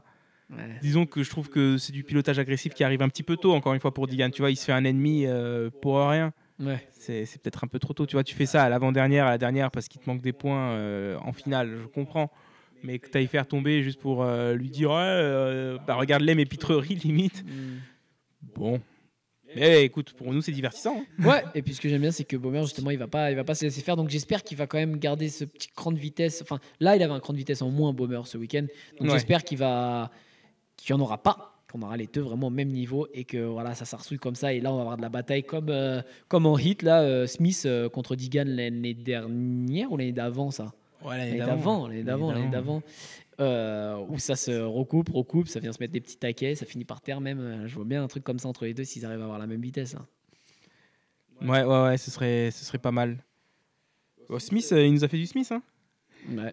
Ça y est. Ouais, ça arrive plus tard quand même, il repousse le zèbre s'était déguisé en cheval, mais la pluie a effacé la peinture et on a retrouvé ses rayures. Putain, la poésie, ouais. Incroyable. Sacré punchline, celle-là. Incroyable. Non, mais c'est vrai, il a fallu un peu de pluie pour qu'on retrouve le vrai visage de Jordan Smith. Ouais. Non, mais c'est bien, il y avait de l'engagement au moins. Mais ça, c'est. On peut pas lui enlever, c'est vrai. Lui, Hampshire, McAdoo, tous ces pilotes-là, tu peux jamais leur. Enfin, c'est toujours l'effort, tu leur donnes 20 sur 20, quoi. Et mine de rien, quand même, il s'en prend une bonne en vrai. Hein. Parce que ça ralentit sur la fin des whoops, mais ça l'envoie quand même haut et l'impact. T'as l'impression vraiment une météorite qui s'explose quoi sur lui. Ouais, il a du bol de s'écraser sur la protection et sur le sable quoi. Ouais. Parce que c'est vrai que si c'était sur la face d'un triple, ça aurait fait plus mal. Bon, je voulais qu'on parle un petit peu du tour qualif de Jet aux essais, le tour qui lui a valu son chrono et sa pole. Parce que quand je l'ai vu, moi j'ai halluciné le tour. Hein. Comment il absorbe le trip, mais tu sais, c'est même pas juste un scrub, c'est que il fait le scrub et l'amorti droit en même temps, limite, et il repousse sur les jambes pour rebaisser la moto le plus bas possible, et en même temps, il s'étend pour aller le plus devant, et voilà, franchement. Mais plein d'erreurs quand même. Sur le tour, tu trouves? Ouais. Même lui, il shaking his Oui, head. c'est vrai. Bah, après, donc, bah, déjà, le quadruple, triple simple qu'il fait juste après l'arrivée dans ce tour-là, il n'est pas super clean parce qu'il accroche un petit peu la table. Ouais. Et du coup, bah, puisqu'il a dit en conférence de presse qu'il voulait tenter de lancer le quadruple en gros, mais qu'après, bon, comme il a plu dans le main, il ne l'a pas fait. Donc, ouais, il accroche un petit peu sur le triple. Après, c'est vrai que les whoops toute la journée, en vitesse, il était pas mal, mais c'était quand même pas toujours hyper serein. Ouais, des fois, Mais sinon, après, ouais, je sais pas, moi, mais ouais, sa façon de vraiment absorber les Ouais. sauts et la vitesse dans les virages. j'ai Sur un peu ce halluciné. tour-là, dans l'enchaînement juste avant le triple déjà, il était un peu à base de un peu court, un peu long sur pas mal d'endroits. Mhm. Et même le virage qu'il prend juste avant ce triple, tu vois qu'il cafouille un petit peu au niveau des ornières, mais c'est ça qui est ouf, c'est que tu le vois mal rentrer. Et moi, perso, quand je rentre mal comme ça, je serre les dents et je serre les fesses quand j'en sors, et j'en sors avec les bras tendus, les jambes en arrière de l'ornière. Et que tu vois, il cafouille au début et après il se met dedans. Et il ressort super fort justement à scrubber ensuite le triple, quoi. Donc avec suffisamment de vitesse et un trop de vitesse pour arriver sur le triple, pour carrément l'amortir et l'absorber. Alors que l'entrée de son virage, elle est pas bonne, quoi. Tu vois, il rentre pas bien dedans, il sait pas trop, il se déséquilibre, il sait pas trop quelle ornière prendre. Et ouais, c'est pas top. Mais même sur le triple, ça fait quoi, triple? Combien de bosses derrière là, avant le saut d'arrivée, hein. Hop, où ils arrêtaient de faire triple après en sortie de virage quand ça glissait. Il y en avait 3-2. 6. Oui, il faisait 3-2-1 du coup. Ouais. Sur ce 3-là, il a fait un peu court aussi, je crois, sur ce tour-là. Mhm. Ouais, il y a des endroits où il glissait un peu. Enfin, ouais, c'était pas très propre, mais au final, ouais, ça a quand même. Mais, et lui et Tomac, sur leur tour chrono, l'amorti sur le tunnel aussi était énervé. Là, pour le coup, la moto était à plat. Et puis c'est pareil, les virages qu'il te prend des fois dans le sable, c'est impressionnant. Il réaccélère dès l'entrée du virage et hop, comme ça, c'est. Ouais, moi je me rappelle que donc déjà j'ai vu le quadruple après, derrière la table après l'arrivée, j'ai fait oh. Ensuite il prend les whoops, dont là rien d'anormal. Le scrub sur le tunnel, j'étais incroyable. Après il arrive sur le triple, l'amorti sur le triple, et là j'en pouvais plus. Là j'étais en mode oh là là, le tour il est magnifique. Ouais. Bon, sinon cette finale de Tomac sous la pluie, c'est hyper décevant quoi. Je veux dire, là, c'est revenir déjà ce départ foireux, c'est nul, mais revenir que à la 7e place, c'est interdit quand t'es Tomac et que tu veux battre Jet sur un championnat. 7, il revient. Et ouais, il revient que 7. Moi, je trouvais que, même si on le voit pas beaucoup à l'écran, ça faisait très il pleut, je veux pas faire de deuxième erreur, je remonte, mais je suis pas à l'aise, je pousse pas trop en dehors de ma zone de confort, quoi. Comme on a vu Tomac le faire parfois Ouais, mais là, c'est 7. dans les années Kawa. Quand même. Alors je parlais pas des années Kawa, mais plus l'année dernière, tu vois, ou même les années Kawa, tu voyais que quand il prenait un mauvais départ, Ouais, il n'était pas dedans. C'était 12 parfois. Ouais. Bon, bah, je suis pas dedans, j'y arrive pas. Limite, si je pouvais rentrer maintenant, je le ferais, quoi. Donc ouais, c'est quand même un peu mieux. Et non, je pense qu'il va être dangereux sur tout le championnat. Ah ouais, tu penses? Ouais. Bon, Roxane et Anderson, 2 podiums sur 3, on en a parlé. Et ben alors vas-y, pourcentage, tu vois le titre aller à qui, genre pour toi, Jet, je sais pas, 50% de chance que Jet il gagne le titre, peut-être Sexton, 30%, Tomac 20, tu vois ça comment? Moi j'avoue que là je suis un peu inquiet dans le sens où je me dis que Jet il a surtout eu une mauvaise course. Je pense que là, même si la moto c'est peut-être pas réglé à 100% ou quoi, lui il y a ce qu'il faut et j'ai peur qu'il en perde très peu d'ici la fin de l'année, quoi. Évidemment, c'est pas ce que je voudrais, mais j'ai l'impression quand même, si j'essaie de penser de manière rationnelle, que ça risque de devenir très compliqué pour les autres. Ouais, j'ai l'impression aussi qu'il revient bien dans le game là. Et ouais, pour me prononcer, pour dire un Jet favori presque de sûr, j'en attends encore 2, je pense. Ça attend encore deux épreuves. Ouais. Surtout si, du coup, la suivante, celle d'après, elle est à l'Est, du coup. Ouais, ce Voilà, sera à donc en plus, on Tampa, aura une première en à l'Est Floride. pour pouvoir se positionner un peu. Mais c'est vrai que là, je le remonte un peu dans mes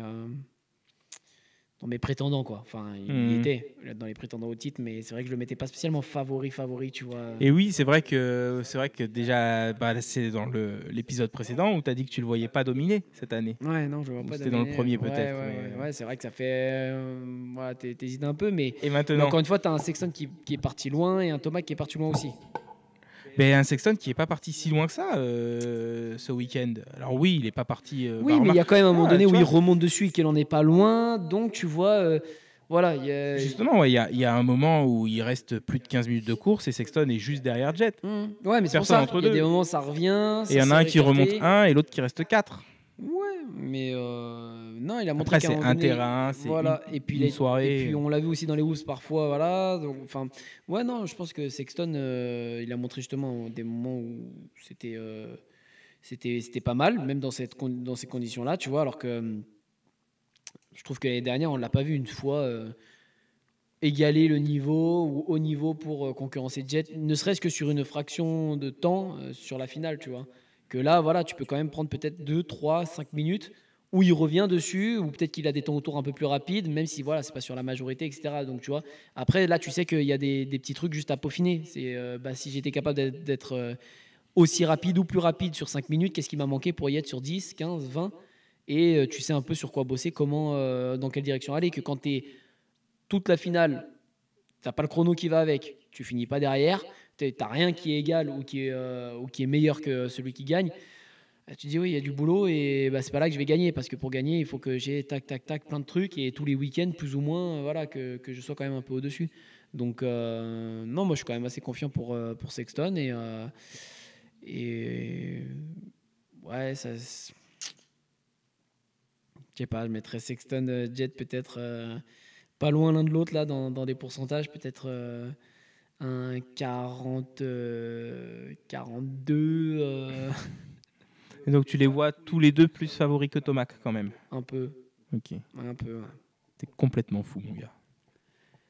Si, ouais, Je un suis peu. désolé, mais le Chase, je l'aime bien, hein, mais là, de ce que j'ai vu après 3 rounds, il est derrière Tomac pour moi.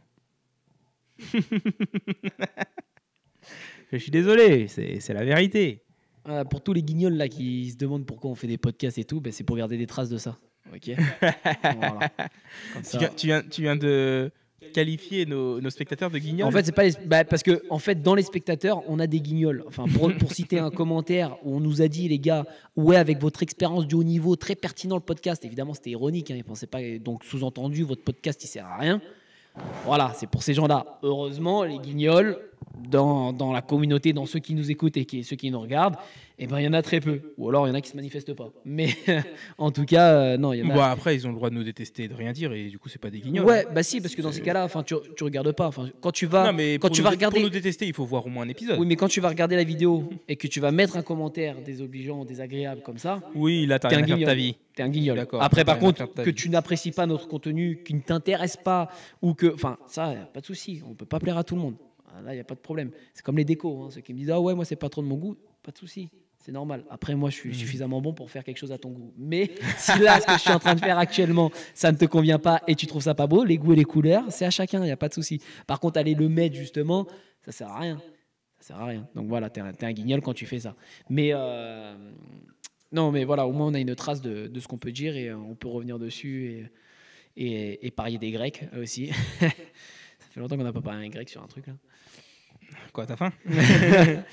Ouais, chaque fois que je mange des Grecs, au final, c'est quand je parie avec toi que tu perds. Ah, c'est pas vrai, t'as mangé 2 grecs la semaine dernière, on n'avait rien parié. Le dis pas, il y a la saison qui commence. J'étais même pas là. Maintenant, je suis fit. Ouais, vas-y. Ouais, oui, bah, j'espère que les gens que tu démarches pour du sponsoring, ils regardent pas effectivement le podcast. Hein. J'ai mangé des épinards hier. C'est bien, bah, tu peux. Moi, j'ai mangé raclette hier. Ouais, Là, ça fait mal. On va pas avoir la même saison. Toi, Après, moi, de toute façon, je pense que je vais pas faire de course parce qu'il y a la nouvelle norme de bruit et j'ai la flemme d'acheter un réducteur. Toi, on dirait Thomas, moi, c'est Sexton. Voilà. De quoi tu me parles? Je crois que Thomas, il est un peu plus affamé que moi. Thomas, il a perdu du poids pendant l'hiver et tout. Moi, j'en ai pris. Moi, j'ai pris 10 kilos depuis le mois de juin. Donc, non, tu vois, j'aimerais beaucoup, hein, mais le seul point commun entre Tomac et moi, c'est qu'on a Iam. Ah, mais d'ailleurs, en parlant de ces réductions de bruit, là, je sais pas si les nouvelles lignes elles sortent avec. Parce que je voulais me racheter une ligne là, pour la 25, mais déjà, c'est pareil, c'est compliqué d'en avoir. Et même si je l'ai, tu vois, j'ai peur que. Je crois que normalement, ça devrait sortir aux normes, Ouais, mais elles sont made in je suis pas USA, sûr. celles-là, hein, je crois. Mais il parlait d'un truc justement dans le podcast avec Gypsy Tales, Thomas, qui parlait de la norme de bruit aux US. Elle diminue cette année et elle diminue encore plus pour matcher celle de la FIM l'année prochaine.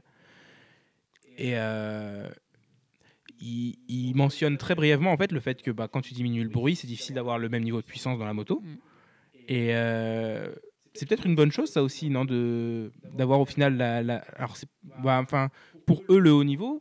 Avoir une norme de bruit qui diminue un peu la puissance des motos, c'est peut-être pas mal. Parce que je pense surtout au Supercross, où une 450 pour un terrain de Supercross, c'est quand même très puissant, quoi.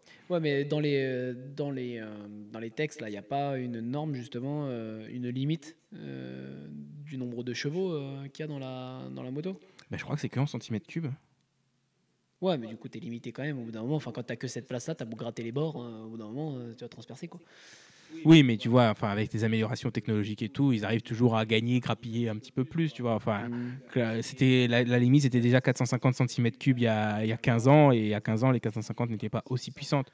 Ouais, mais il y a 10, si. Ouais, 10 ans, Roxane nous le prouve.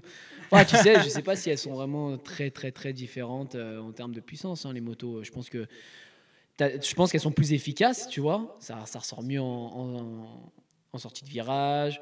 Peut-être tu gagnes un peu plus d'allonge, mais en vitesse pure. Est-ce que ça rendrait pas les courses un peu moins homogènes d'avoir des motos moins puissantes? C'est ça en fait ma question, tu vois. C'est pour ça aussi qu'une fois je te disais que j'aimerais bien voir la catégorie Rennes devenir une catégorie 250 4 ans et qu'on sorte des 125 4 ans pour la catégorie light. Alors bon, t'avais pas du tout aimé cette idée, non, mais pas la 125 4 ans, 125 4 ans, ça a rien dans le sac. Mais ça, C'est non, 85 le truc. Oui, à l'époque où ils les ont sortis, ça avait rien dans le sac. Donc, Mais maintenant, on parle de faire des catégories 250 où tu confonds la 254 temps et la 252 temps parce que soi-disant que maintenant la 254 temps, elle a limite rattrapé les 252 temps en termes de puissance, tu vois.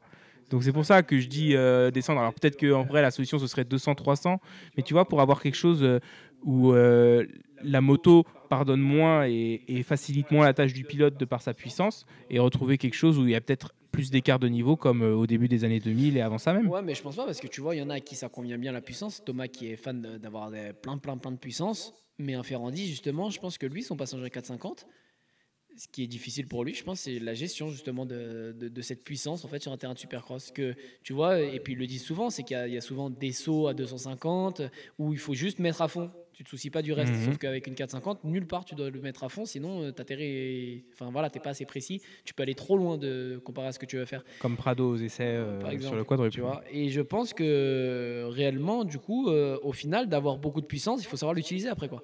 C'est que tu en as, donc vous avez tous une moto qui vous permet de faire le 4, mais c'est pas tout le monde qui va le faire parce que même si vous avez tous une moto qui vous permet de faire le 4, il faut pas se mettre long sur le 4 parce que long sur un 4 ça fait mal, court sur un 4 ça fait mal, il faut être précis. Oui, mais tu vois, quand tu es en 250 et que tu te mets court sur le saut d'avant, tu veux faire un trick derrière, tu peux pas, t'as pas la puissance. Que maintenant, en 450, tu peux rater un peu ton saut d'avant et tu as le jus dans la moto pour aller faire le saut d'après quand même et tout. Tu vois, les erreurs sont moins pénalisantes avec des motos aussi puissantes. Ouais. Et tu as peut-être besoin de un peu moins de technique pour faire des obstacles difficiles. Enfin, tu vois bien que il y a une époque où tu n'avais que Stewart qui faisait certains enchaînements, et de nos jours, même le 20e, il fait le quadruple de jet, tu vois. À part celui qu'il a fait là après l'arrivée où il était tout seul à le faire et à le tenter. Mais enfin, tu vois, le quadruple sur lequel Prado se fait mal, il y a énormément de pilotes qui le font. Le quadruple la semaine dernière à San Diego, il le faisait même en 250. Mais parce qu'en même temps, c'est pas un quadruple très difficile non plus. Tu vois ce que faisait Stewart. Et puis oui, c'était avec une 125, enfin je m'en souviens avec la 125 aussi, où du coup il y a moins de puissance, donc forcément ça nécessite d'être bon dans le virage d'avant en fait. Et en soi, du coup, moi je pense que tu as beau avoir la moto qui te permet de faire le 4, et tu arrives à faire le 4, parce que même si tu es à l'arrêt en sortie de virage, tu as la puissance nécessaire pour l'envoyer, à la fin, sur un tour chrono, le 20e, en faisant le 4, il est 20e, tu vois. Et il sera pas premier parce qu'il a la puissance, parce que l'autre il a la puissance pour faire le 4, sauf que déjà il le fait en le scrubant, et aussi parce qu'il est plein de balles aussi dans le virage, et que de toute façon là où tu gagnes du temps c'est quand les roues sont au sol. Donc je suis pas persuadé qu'on aurait un niveau, enfin des plus gros écarts entre les pilotes si on n'avait pas. Parce que, enfin, tu vois, je pense que tu regardes justement un Digan sur la 250, quand tu compares les chronos, Digan Bomber par exemple, les premiers, tu compares les chronos aux essais ou les chronos en manche, je pense que ça parle un peu moins parce que tu as la piste qui se détériore vachement quand même entre les chronos de la finale 450 et les chronos de la finale 250, vu qu'ils roulent quand même 15 minutes et 20 minutes. Mais sur des essais, par exemple, les chronos, je pense pas que la piste elle soit si défoncée que ça, tu vois. Enfin, elle soit beaucoup plus défoncée pour les 450 qui arrivent juste après, quand tu as les deux séries A qui se suivent. Ouais, ça dépend des fois, mais c'est vrai que tu vois, là, si tu compares un tour, et donc généralement le meilleur tour de chacun avec 200 cm3 de différence, ben, on arrive à des résultats assez similaires. Mais comme tu dis, si tu compares après le temps total sur la manche, ben, il y aura peut-être des écarts plus grands. Et ben, justement, peut-être parce que les erreurs pour Digan, elles sont plus pénalisantes vu qu'il a moins de puissance dans sa moto, il peut moins facilement compenser que pour des pilotes qui sont sur des 450. Je pense pas, parce qu'après, quand il rate, enfin, tu vois, là, je repense au trip quadruple de San Diego. Si tu réalises pas bien le trip, même sur la 450, t'en vois pas le 4 derrière, tu vois. Et je pense que tu fais la même chose avec une 250, tu vois. Pour un cours égal sur le premier triple, t'envoies le même saut derrière, un triple ou double-double, tu vois.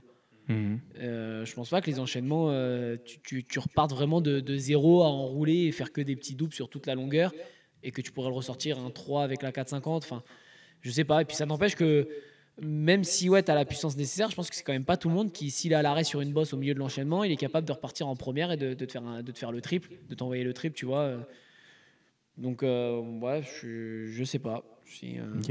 Et tu penses pas aussi que des motos moins puissantes peut-être abîmeraient un peu moins la piste? Ça, si, sans doute. Je pense que ça, c'est logique. Et encore, enfin, ouais, faudrait surtout que tes jets, quoi. Que tes jets, que tes Sexton qui longent les virages, qui sont fluides, qui mettent pas de coups de gâchette à fond dedans. Et à l'inverse, tu mets que des tomacs sur des 250, ils te ruinent quand même, ils te ruinent quand même la piste. Donc, non, Ouais, mais moins que des tomacs sur des 450. Ouais, sans doute, sans doute. Ouais, je pense. Bon, on a parlé des favoris en catégorie 450 après 3 rounds, mais les favoris pour la catégorie 250 Ouest, là, tu donnes à qui l'avantage? Plus Digan ou plus Baumer? Je sais pas, là maintenant j'en ai besoin d'une supplémentaire, je crois.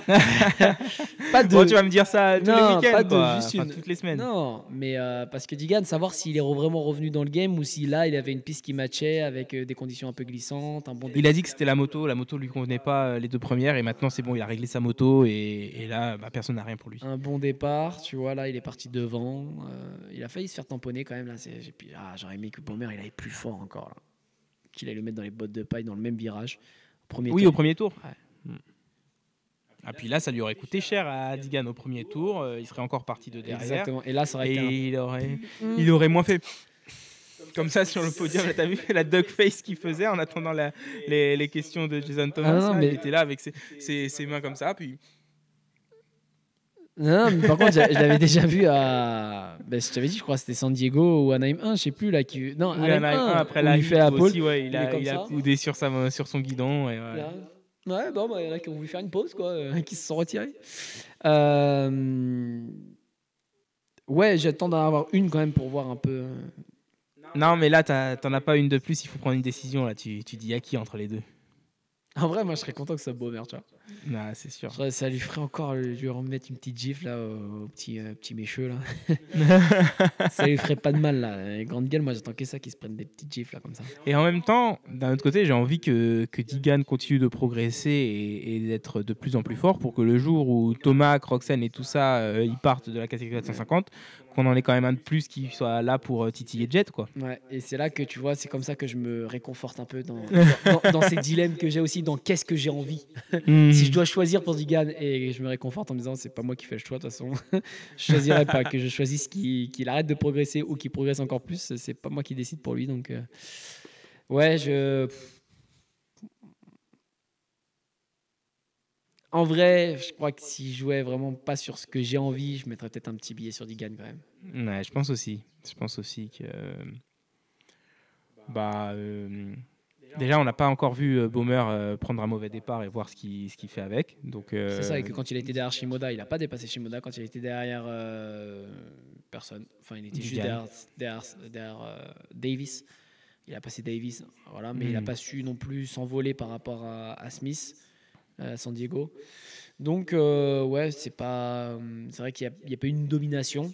Il a été encore dans le bon wagon, au bon endroit et avec une certaine vitesse qui lui permet quand même d'avoir le potentiel de gagner. Mais c'est vrai qu'il n'y a pas eu de coup d'éclat et qu'on a beaucoup vu Digan au contraire derrière et décevant à San Diego par contre. Est-ce que Davis il va gagner une finale cette année? Non, je pense pas. Je pense pas. Non. Faut aller chercher à la fois Digan et à la fois Baumer à la régulière. C'est ça, et sur 20 minutes. Et tu vois que souvent quand même. Et même Smith, parce que là, il a bénéficié de la chute de Smith. Ouais. D'ailleurs, tu as vu la conférence de presse aussi. On lui a posé la question, est-ce que tu t'attendais à faire un podium à ton année de rookie et tout, alors que tu n'étais pas censé rouler là en pro et tout? Et il a répondu oui. Et là, tu as un grand blanc. Juste oui, je développe pas. Oui, les gars. Et il y a une autre question aussi, c'est justement. Je crois qu'est-ce qui est venu dans ta tête quand tu as vu Smith par terre et tout. Et il a dit en gros, j'étais content, hein, j'ai vu le drapeau jaune, j'étais content, mais à la fois, je lui souhaite pas non plus de tomber, de se faire mal, mais bon, j'espère qu'il va bien, mais bon, quand même, quoi, c'était pour un podium. Donc, un podium pour moi. Donc, ouais, je suis content quand même. Il était là, comme ça, il était content, il a eu le drapeau jaune, il a fait yes. C'est vrai que moi, quand les quelques fois où j'ai fait des petites courses amateurs, quand je vois un drapeau jaune devant moi, c'est l'occasion généralement, je pense pas au fait que le mec se soit potentiellement fait mal. Je me dis, bon, bah ça, c'est une place gratuite. Merci. Merci, celle-ci, j'ai même pas besoin de bosser pour l'avoir. Ouais, c'est vrai. Puis alors, par contre, quand c'est moi qui tombe, j'ai bien les boules. Quand je me retrouve à l'envers dans la gadoue, à mettre 5 minutes à me sortir de là, ouais, c'est le karma, quoi. Bon, Triple Crown la semaine prochaine à Glendale dans un stade fermé, donc on n'aura pas de pluie, pas de gadoue, une terre généralement dure, un stade grand, une piste assez longue, de longs enchaînements. T'aimes bien Triple Crown? Ouais, j'aime bien. T'aimerais avoir que des Triple Crown ou t'aimes bien qu'il y en ait juste 3, t'en aimerais un petit peu plus Non, ouais, je pense que bon, peut-être un peu plus, mais peut-être jusqu'à 4 ou 5, ouais, mais sans maxi, pas plus. maxi. Parce que j'aime bien, mais j'aime bien aussi la qualif, tu vois, je trouve que ça fait une vraie montée en puissance, tu vois. Le fait qu'il n'y ait pas de points, mais quand même, il y a un message à faire passer quand c'est ton concurrent devant, il y a 2 places potentiellement, quand un dépassement égale peut-être 2 places sur la grille, tu vois, pour la finale. Donc voilà, il y a quand même un premier enjeu. Et du coup, j'aime bien quand même ce format qualif final, mais c'est vrai que Triple Crown, tu as l'impression d'avoir quand même 3 finales en soi, parce que les 3 valent des points, donc c'est pas mal. Mais bon, de toute façon, je trouve des avantages et des inconvénients en fait, sur chacun des formats, mais c'est vrai que le Triple Crown, le petit inconvénient, c'est quand ça commence à gérer la course, quoi. C'est qu'il y a un mec qui a fait 1-1, bah, s'il est 3, 2, 3, bon, bah, je vais pas aller chercher la victoire, je vais pas forcément pousser, je vais pas aller me mettre par terre, alors que là, j'ai déjà la victoire en fait. Ouais. Donc des fois c'est un peu dommage par rapport à ça, mais sinon c'est vrai que ça te fait quand même 3 départs, quoi. Et ouais, bah ouais, comme toi, j'aime bien. Ouais, 3 c'est bien, je trouve. 3 par an, c'est bien. Et puis ouais, enfin Triple Crown, en plus il faut qu'il le fasse. Là, il y en aura une à Birmingham, qui si c'est dans le même stade que l'année dernière, c'est quand même un stade ouvert. On a eu un peu de gadou à Birmingham, ils n'avaient pas fait de whoops. Je sais pas si tu te rappelles de Tom Lagagne, cette course. Ce sera un Triple Crown aussi. Bon, bah, j'espère qu'il fera beau temps parce qu'on n'a encore jamais eu de Triple Crown dans la gadoue. Et j'avoue que je souhaite pas. Ouais, c'est vrai. Déjà, même là, la petite pluie pour les finales, elle m'a quand même un peu gâché le plaisir parce que je pense que Thomas qui nous aurait fait une finale différente si les conditions de piste étaient restées sèches.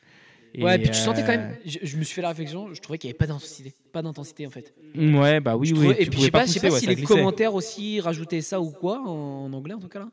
Mais c'est vrai que je trouve que presque c'est pas lent, tu vois, mais presque quoi. C'est que un peu mou. Tu les vois, ouais, c'est un peu mou, ça cherche un petit peu, ça prend pas trop de risques justement, etc. Tu vois, donc je trouvais ça un peu mou, mais quand même sous tension tout le long parce qu'il n'y avait pas de grands écarts en fait entre. Alors qu'aux essais en qualif, ça se voyait visuellement, ça allait vite. Ouais. Quoi.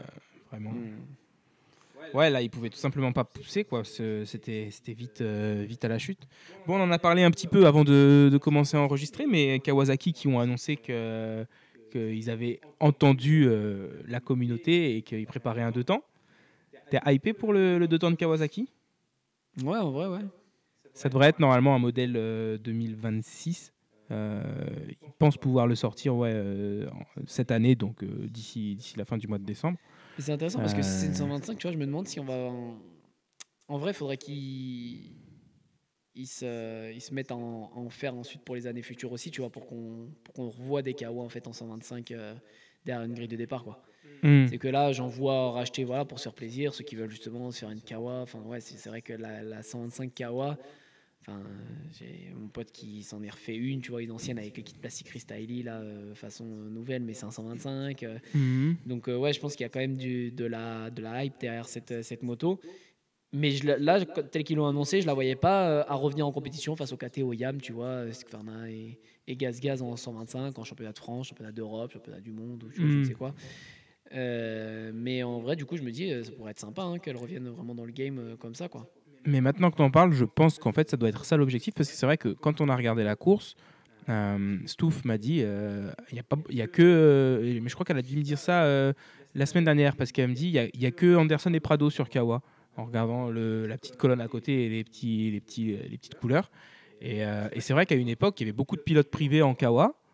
Et là, en 450 aux US, ouais, t'as que Anderson et Prado. Et peut-être que le but, c'est justement d'avoir une filière amateur qui va directement aller chercher les pilotes du 125, les mettre sur des Kawasaki pour essayer ensuite de les faire progresser et les garder dans des teams Kawasaki, même chez les professionnels. Il y a moyen qu'il y ait un peu cette ambition-là en ressortant. Ouais, parce que c'est quand même étrange en plus, c'est qu'ils font, une de temps. ils font des 85, tu vois.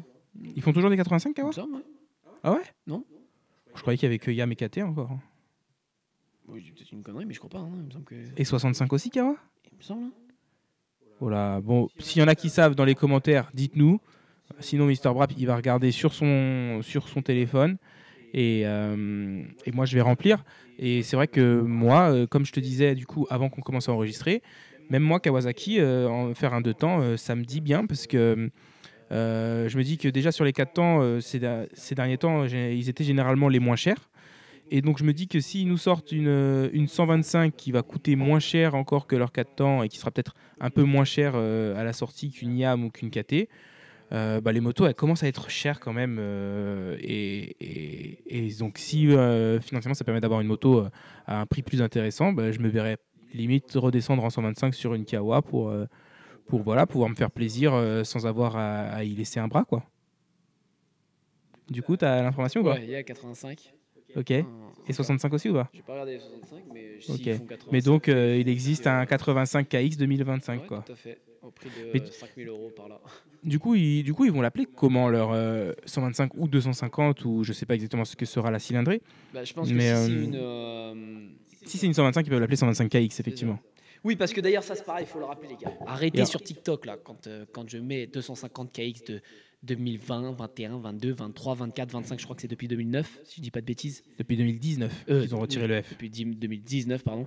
Qu'ils ont retiré le F. C'est une 250 KX 2019, 2020, 2021, 2022 pour un 250 4 temps. Ok, parce qu'ils sont plus tous de là. temps. C'est systématique que j'écris. C'est un KX ou c'est un KXF? J'écris sur KX. Ah non, ils te posent pas la question en plus. C'est les guignols de l'internet qui te disent KXF. KXF, tu sais, ils te mettent même pas. Il me semble que c'est KXF. T'as oublié le F. Ah non, c'est KXF. Genre même pas un smiley pour te dire chill man. Non, c'est pas chill du tout. C'est KXF. Il m'engueule parce qu'il y a pas le Mr. F. Rap, il dit non. Ouais, c'est vrai. Vraiment, on dit ça. Je dis non. Non, c'est KX en fait. Non. Ah non les gars, c'est KX. C'est KX. Désolé. C'est voilà, je veux dire, Carrefour, c'est plus le mammouth, c'est Carrefour. On appelle les choses par leur nom, et ils changent. Ça évolue, faut vivre avec son temps. Bon, ceci étant dit, toi en 125.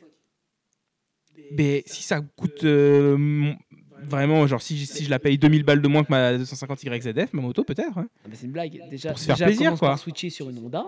Tu paieras. Alors là, tu t'y prends trop tard, il n'y en a plus. Mais tu paieras déjà 1000 € moins cher pour commencer. Et ensuite, même, tu vas sur la Suzuki et tu payes encore moins cher. Non, par contre. Ah ouais, non. Oui, il y aura un kick sur la 125. Ouais, non. Oh, sur une 125, ça démarre en un coup de cric. Ouais, c'est ça. C'est un kick sur une 2 temps, pourquoi pas. Suzuki 4 temps avec un kick, alors que toutes les autres, elles ont un démarreur électrique. Non, je vais pas aller acheter une Suzuki, je suis désolé. Aussi bien peut-elle être, moi. Mais ne serait-ce que la Honda ou la Kawa, tu disais que la Les Kawa. gars, je suis un pilote loisir et j'ai pas envie de me fatiguer la cuisse à démarrer ma moto avant même d'avoir commencé l'échauffement là. Ça va. Tu te rends compte que du coup, moi, j'ai jamais connu j'ai jamais eu une moto à moi avec un kick en 4 temps, du coup. Ouais, moi j'en ai eu qu'une. Hein. Mais oui, écoute, t'es un jeune, qu'est-ce que tu veux que je te dise? T'es né en 99. Ouais, j'ai tardé aussi à passer sur 4 temps. Mais... Jason Wagant, il en parlait dans un podcast, mais il disait si tu fais le calcul de quand est né Cole Davies, là tu te sens vraiment vieux. Et du coup, je l'ai fait. J'aurais pas dû. Hein. Il est né, si je me trompe pas, en 2008. Il a 17 ans. 8 et 10, 18. Et 7, 25. Le Boog est né en 2008. Il est né après le premier titre 450 SX de Stewart. Il est né pendant sa saison, son 24-0. Putain, c'est vrai que tu es comme ça, 2008. Nous, l'année d'après, on regardait sur AB Motor tout le championnat 2009, quoi, Supercross. Ouais. Bah ouais. Ah, on est plus tout jeune, hein. Moi, je me rappelle déjà quand l'année où j'ai eu 23 ans, je me suis dit, je suis plus éligible à la catégorie MX2. De toute façon, j'avais jamais eu le niveau. Mais tu sais, c'était déjà une étape dans ma vieillesse. C'est quand j'ai eu 23 ans et je me suis dit, bon, bah voilà, à partir de maintenant, je suis plus éligible pour la catégorie championnat du monde MX2. C'est dur, mais voilà, c'est un rêve qui n'est plus accessible. Non, ouais, c'est vrai que c'est ouf. Mais non, moi, c'est plus justement quand tu as justement genre Jet et tout, justement, qui ont déjà le même âge ou un peu plus jeunes déjà. Et que tu les vois du coup comme un idole. C'est vrai que je trouve que tu as la représentation au départ de ton idole, il est plus vieux, en fait, il est plus grand. Et admirer quelqu'un de plus jeune voilà, que toi. Et après, du coup, c'est vrai qu'en vieillissant, ça s'inverse parce que quand tu deviens au-delà de 35 ans dans le sport, t'es vieux. Ouais. Donc forcément, après, si tu continues de regarder le sport et de supporter quelqu'un, c'est forcément un petit jeune. Et puis ensuite, ce sera l'âge de tes enfants. Ouais. Mais c'est ça, c'est que bientôt, ils seront tous plus jeunes que moi sur le terrain, quoi. Ouais. Attends que Thomas et Roxane et Dylan y partent. Et peut-être Anderson doit avoir à peu près le même âge que moi. Malcolm est plus âgé, mais ouais, enfin, tu vois, cette génération-là, une fois qu'ils partent, même Cooper Webb est plus jeune que moi. Donc, ouais, ça va piquer, hein, mais bon, comme dit Mamie, on peut pas être et avoir été. Hein. Bon, bah écoute, t'as d'autres choses à ajouter? Anaheim 2, Glendale, Supercross 2025, Super Motocross. C'est tout? Ouais. C'est tout pour cette semaine? Je crois. Bon, bah écoutez, c'est tout pour l'épisode 24. Encore une fois, merci à MGT Design d'être avec nous pour le Brap Show. Si vous avez aimé ce contenu et que vous êtes encore avec nous, n'hésitez pas à lâcher un petit pouce bleu, mettez un petit commentaire en bas de la vidéo et abonnez-vous en activant les notifications, comme ça vous raterez jamais un épisode. On vous remercie de nous avoir suivis et on vous dit à la semaine prochaine pour décortiquer le Triple Crown de Glendale. Salut!